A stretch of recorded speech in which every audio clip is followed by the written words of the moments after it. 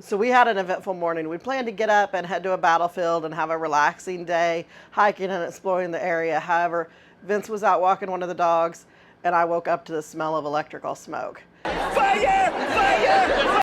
So as we rushed around to find out what it was, we did find out what it was.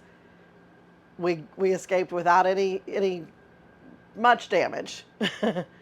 And everything, but I will tell you what, when you smell that smell when you're in an RV, I had a house fire in a normal sticks and bricks and it was a complete loss.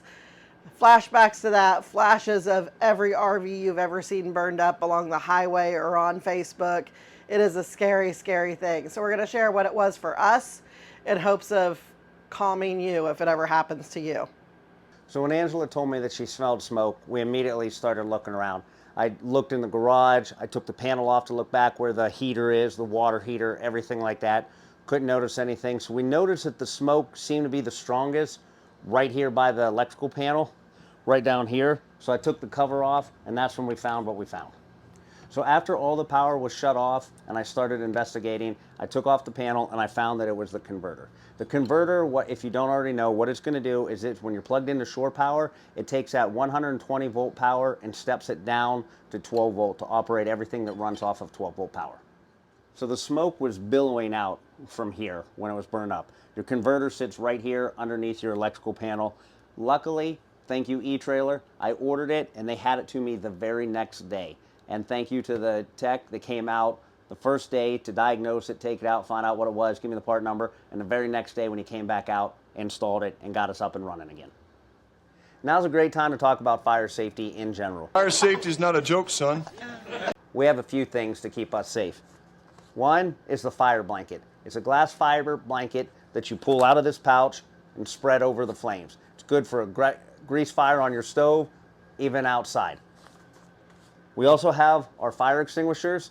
They usually come with the rig, but you might want to add to that. You want to make sure you're well covered. They're ABC type fire extinguishers, and you use the PASS acronym, P-A-S-S. P, pull the pin. A, aim at the fire. S, the first S, squeeze. Second S, sweep. It's a great way to keep you, your family, your pets, and everything safe. So obviously we're very grateful that it was as simple as it was. The fix was simple. There was no damage outside of the capacitor itself that needed replaced. We didn't have smoke or fire damage. I think everything worked like it was supposed to work. All the fail-safes went in there, and we did smell the smoke and panicked, of course, but it did what it was supposed to do, and when it failed, that piece only failed. So we're very grateful.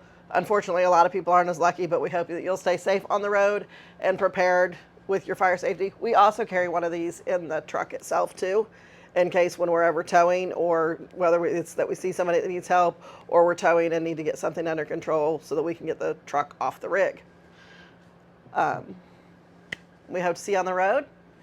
Say hi if we do, and otherwise we'll see you here next Saturday.